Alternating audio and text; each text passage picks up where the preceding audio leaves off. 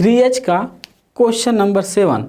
ये क्वेश्चन बहुत ही आसान है। इसमें क्या करा है, एक व्यक्ति है, वो क्या करता है, किताब देता है और वो किताब भाड़े पे देता है पुस्तक, और वो कह रहा है कि अगर आप मेरे वहाँ से जो पुस्तक भाड़े पे ले जाएंगे ना, उसका 3 दिन का तो फिक्स है। जैसे मान लीजिए आप 3 दिन ले जा रहे हैं तो 10 रुपया लगेगा, लेकिन 3 दिन से जो ही आप रखते हैं ज़्यादा तो उसका पैसा बढ़ जाएगा। जैसे अगर आप इसके कहने का मतलब कि आप 2 दिन ले जाएंगे तब वो 10 रुपये लगेगा, लेकिन जो ही 3 दिन से ज़्यादा हुआ पैसा हम आपसे एक्स्ट्रा चार्ज लेने लगेंगे। तो यही आपसे क्वेश्चन में कह रहा है कि यहाँ पर प्रथम 3 दिन, देखिए 3 दिन का आपसे पूछा है किराया कितना लग रहा है, और आपसे पूछ रहा है अतिरिक्त दिन का किराया कितना लगेगा। तो बने रहिएगा वीडियो के साथ, अभी आपको सब कुछ समझ में आएगा। तो नियत किराया तथा प्रत्येक अतिरिक्त दिन का किराया, तो लिखेंगे माना पुस्तक का प्रथम 3 दिन का नियत किराया हमने मान लिया कितना, x रुपये मान लिया। अब क्या कर रहा है, अतिरिक्त 3 दिन का किराया, अतिरिक्त प्रत्येक, यहाँ लिखिएगा प्रत्येक अतिरिक्त दिन का यहाँ पर किराया, आप ये मतलब किराया लिखिएगा कितना, y रुपये। अब ध्यान दो, हमने जो लिखा पैसे भी लिख सकते हैं, केवल नियत किराया, पुस्तक का नियत किराया इतना मान सकते हैं, लेकिन ऐसे लिखेंगे थोड़ा सा इम्प्रेसिव है कि हाँ लग रहा है कि मैं सब कुछ जानता हूँ। तो अब ध्यान दो, यहाँ पर प्रत्येक अतिरिक्त दिन का किराया, तो क्वेश्चन में क्या कर रहा है, तो ध्यान दीजिएगा। कोई है, कौन है भाई, सरिता ने 7 दिनों तक एक पुस्तक रखने के लिए 27 रुपये अदा किए।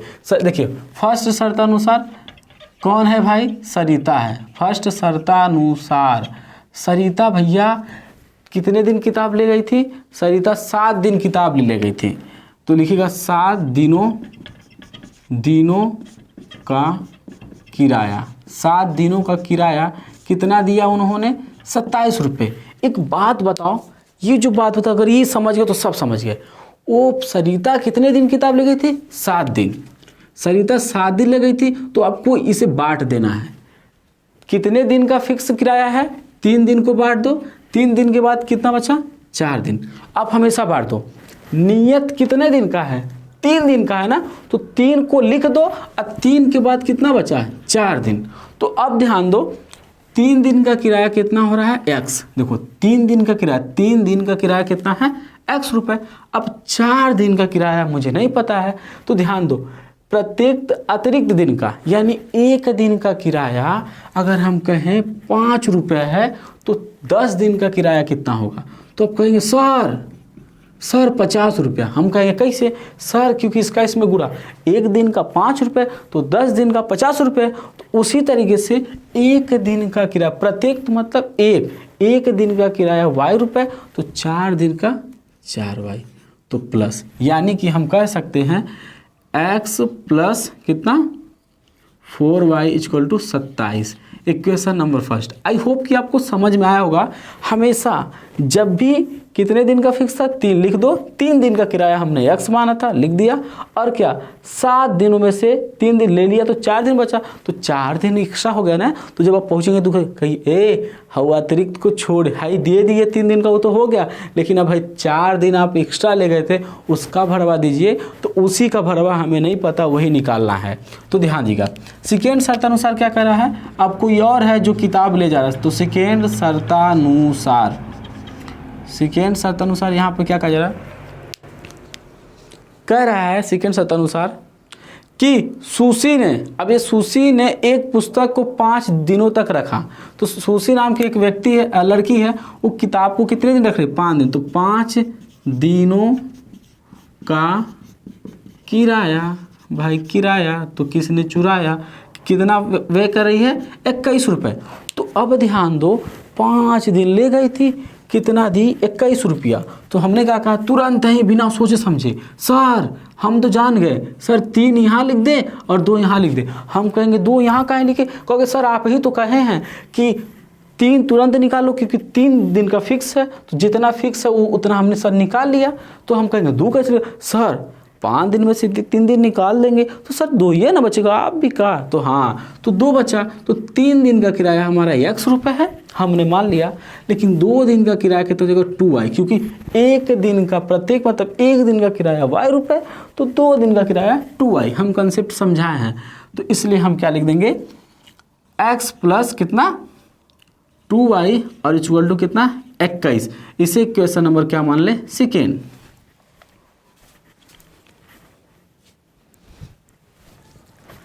अब हम क्या करेंगे समीकरण 1 और समीकरण 2 को हल करेंगे। तो लिखेंगे भाई साहब समीकरण 1 और समीकरण 2 से।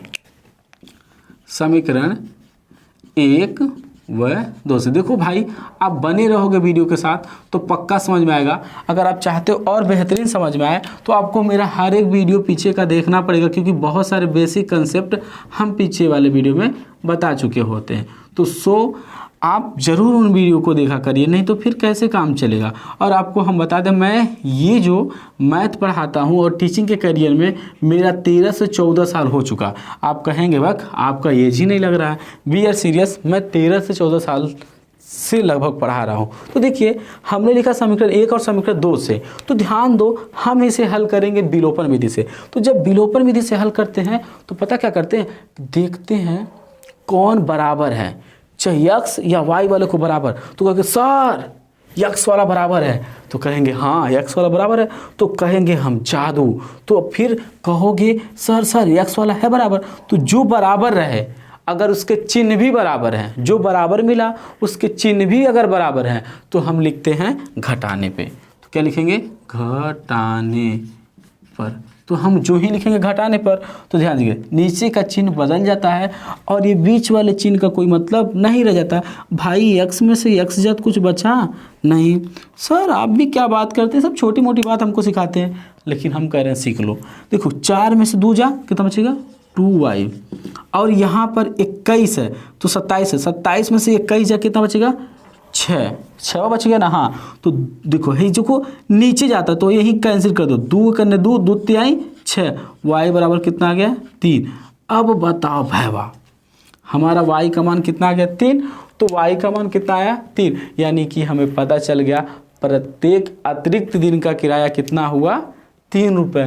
सर तो x का मान ज्ञात करना है, तो x का मान ज्ञात करना आपके लिए बड़ा आसान है। कैसे कहोगे सर आप भी ना आपसे मैथ पढ़े और हमें समझ नहीं आए, हम करके दिखा रहे x का मान। तो तब तक हम इरेज कर रहे हैं, निकाल के दिखाओ x का मान अपने में। पता है यार मैथ मैं ऐसा पढ़ा दूं कि हर एक किसी को समझ में आए। तो अब मैं यही करने वाला हूँ। अच्छा सुनो एक बात बतानी तुम लोगों से, मैं एक सीरीज लॉन्च करने वाला हूँ, जितने इंपॉर्टेंट क्वेश्चन हैं उन क्वेश्चनों को कराऊँ। अगर कहोगे तुम लोग तो मैं कराऊँगा, अगर कहोगे नहीं तो नहीं कराऊँगा। तो ध्यान दो y का मान किसी भी समीकरण में रख दो 1 या 2 में, तो हम y का मान ना 2 में रखते हैं, जिसमें आपका मन करेगा तो लिखेंगे y का मान समीकरण। देखो भाई चल नहीं रहा, समीकरण किस में रखने में 2 में रखने पर put the value equation number second.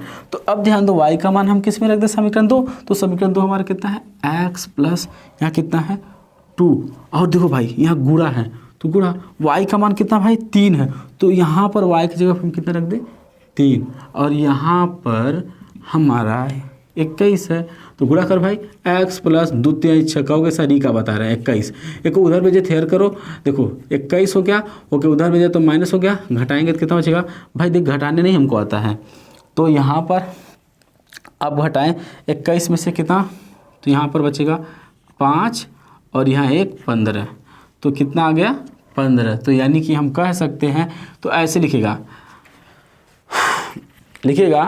अतः, फिर यहाँ लिखिएगा अतः पुस्तक का प्रथम 3 दिन का नियत किराया x का मान कितना है 15, तो लिखेंगे 15 रुपये, और फिर नीचे प्रत्येक अतिरिक्त दिन का किराया कितना लिख देंगे, y का मान कितना आया है भाई 3, तो 3। तो इस तरह से लिखिएगा। आई होप कि आपको समझ में आया है, और इसके पीछे का सारा वीडियो आप जाके देख लीजिएगा।